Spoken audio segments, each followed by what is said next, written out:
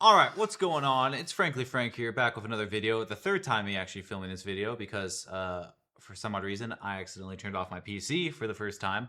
And then the second time, I forgot to actually press record. So, here we are. The other day, we talked about the biggest off-field controversies of the 2026 FIFA World Cup. So, after off-field controversies, what should we talk about? Well, we should talk about the biggest on-field controversies of the FIFA World Cup. In this video, I will not be talking about anything political because that was talked about in the off-field stuff that happened during the World Cup. Even if there was some political statements made on-field, I discussed them in the off-field video. And the Flo Balogun red card, even though, yeah, the red card happened on the field, I will not be discussing it because that wasn't as controversial as what happened after the fact off the field. So we will not be discussing the red card. So we're going to talk about the biggest on-field controversies of the 2026 FIFA World Cup. How controversial were they? So, first one we're going to talk about is the Miguel Almiron red card. And poor Miguel Almiron. He probably had the crappiest luck this World Cup. He was used as a guinea pig, really, for FIFA's new rules. He was used for the mistaken identity, where he got a yellow card for flopping. And then, in the following game, he gets a red card for covering his mouth during an altercation against Turkey. I remember before halftime, there was an altercation that he was sort of involved in, and then during this altercation, he's talking to a Turkey player. He covers his mouth, and this leads to a VAR review where Ivan Barton, the referee, gives the funniest red card I've ever heard in my life, where he goes, "Number 10, covering mouth, red card," and he gives him the red card.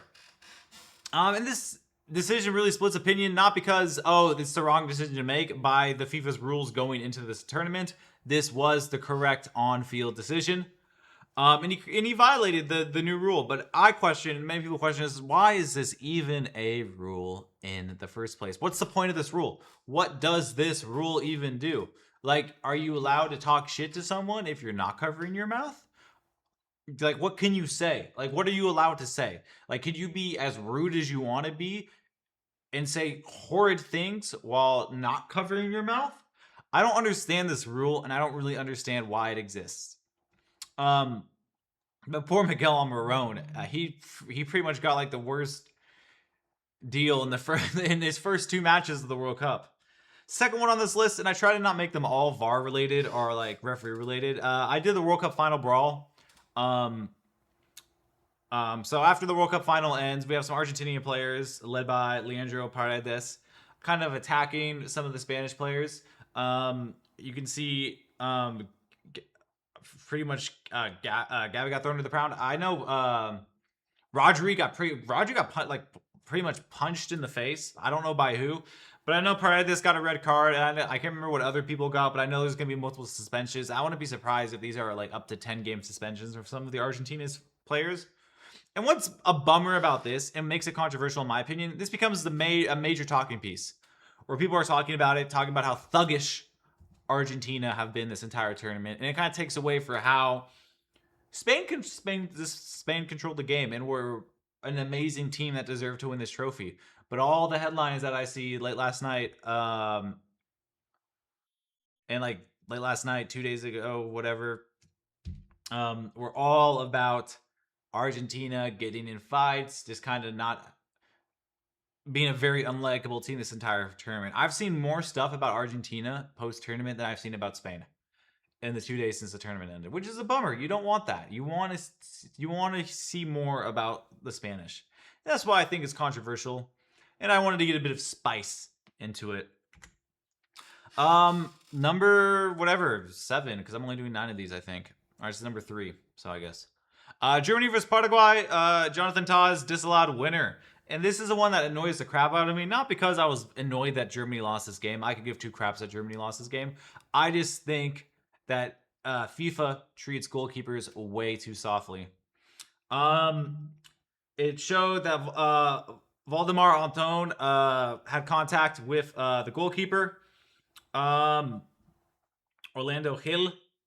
And the contact was enough for FIFA to disallow a goal, because for VAR to disallow a goal, because there was too much contact with the goalkeeper. which annoys me because Arsenal did that the entire season in the Premier League, and I know the completely different entities and how they view contact with the goalkeeper. But I hate how overall the goalkeeper is being treated like it is getting more protected.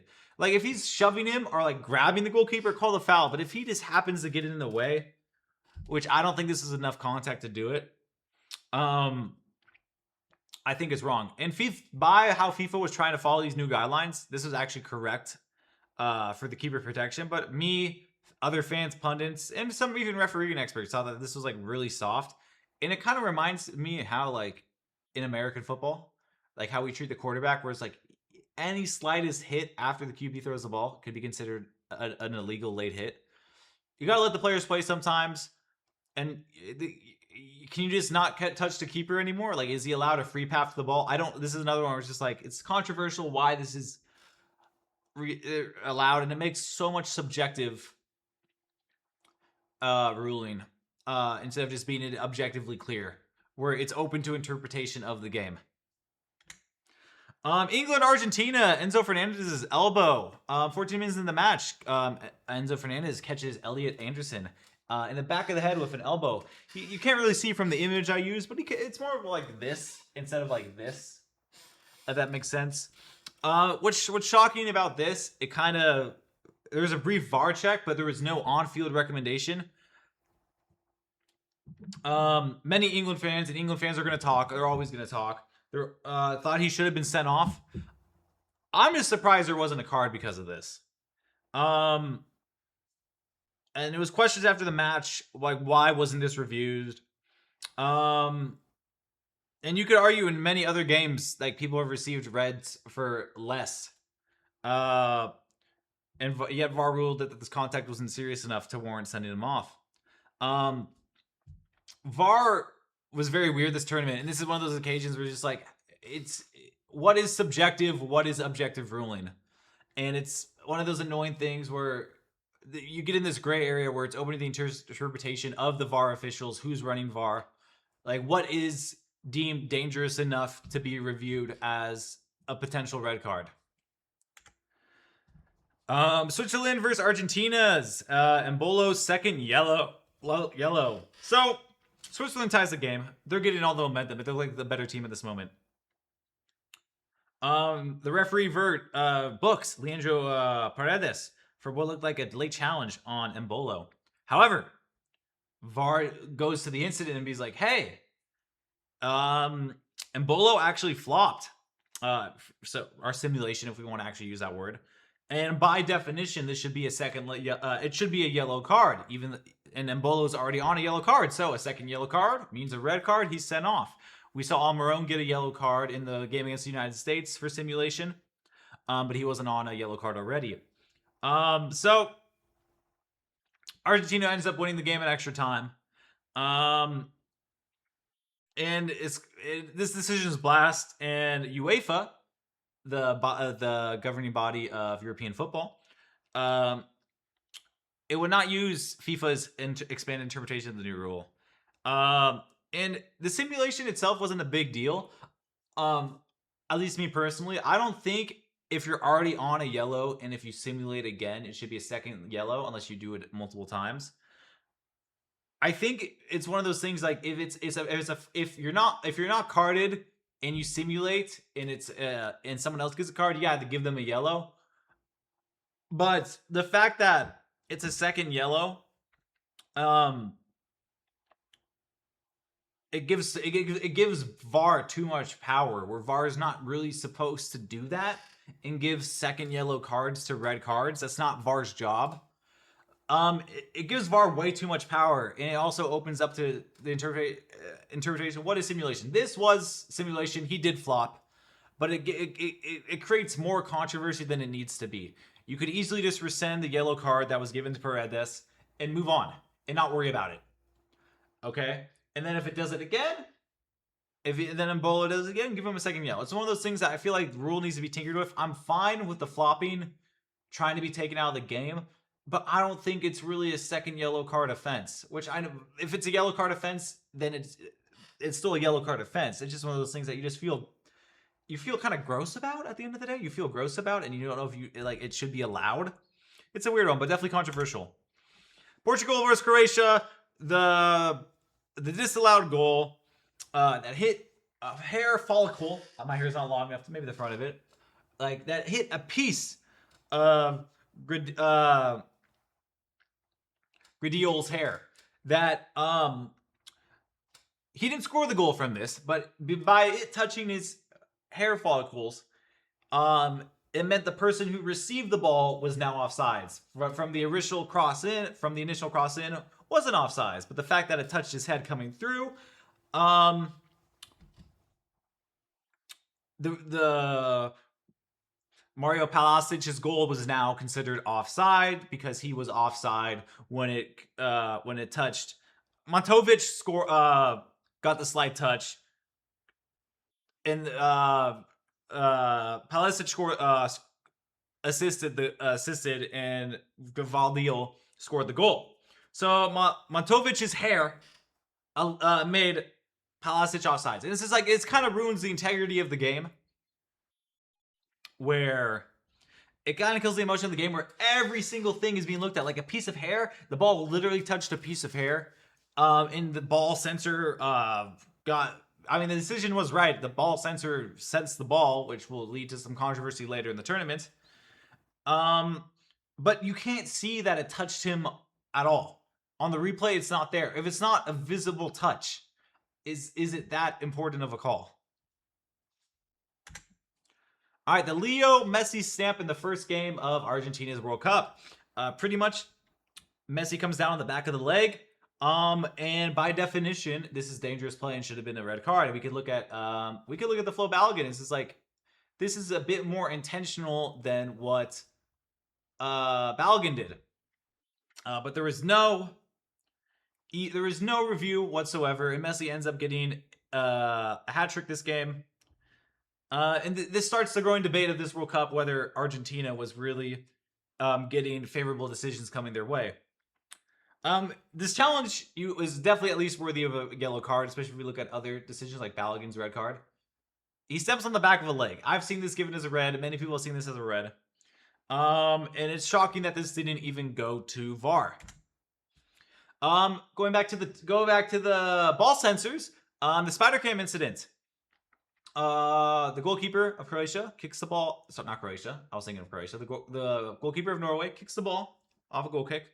And if you're watching the game, it looks like the Norway player and the England player are going back, and then they just suddenly just stop, and the ball doesn't look like it comes down at like an angle. It looks like it just comes straight down. And England win possession from loose ball, and then Jude Bellingham scores from that possession. And Norway argued the game should have been stopped, restarted with a drop ball. But FIFA argues that the ball sensor didn't go off, even though many people, including myself and so many others, look like the ball's trajectory changed in the air. And the replay shows that the ball's flight changed, but FIFA said, no, there was no contact whatsoever. Sorry. So, big old controversy with FIFA doing FIFA stuff. And then, in my opinion, the most controversial one, which kind of brings the whole integrity into this game, is the disallowed goal. To make it 3-0, which would have sealed this game. So Egypt gets a goal. But before kickoff could start, VAR sends the referee to the monitor to review an earlier incident in the build-up. And this incident was about 30 seconds before the goal. It looked like there was a shirt pull on Lisandro Martinez that happened. And then guess where this happened? It happened in Egypt's half. Egypt got the ball and was able to go all the way down and score the goal. And this decision really changed the match, and Argentina was able to win this game 3-2. And I can accept that, yeah, this was kind of a foul, but if the question is, like, how far could VAR go back to review a foul to view a foul in the build-up? This happened in Egypt's own half, more than 30 seconds before Egypt scored the goal. So, what is the extent of how far VAR could go back? I think there needs to be a rule that FIFA makes, I don't know if there is already, that says VAR can only go back a certain amount of seconds, and anything before that is just the referee missed it, or it's just subjected to the flow of the game. Because this is a big one. This is the one that like really kind of got me on board of like maybe there is some Argentina favoritism going on here. But it was disallowed, and Egypt lost, and realistically they should have won. And this is easily, in my opinion, the most controversial on-field event that happened in the World Cup. So thank you so much for watching. I had to record this 3 times, so I don't know if it's going to be as good or as bad as before. Let me know what you think. Do you think there's any more controversial moments do I miss? I do think that Argentina-Egypt is the most controversial. Let me know if any of you disagree, and I'll see you next time. Peace.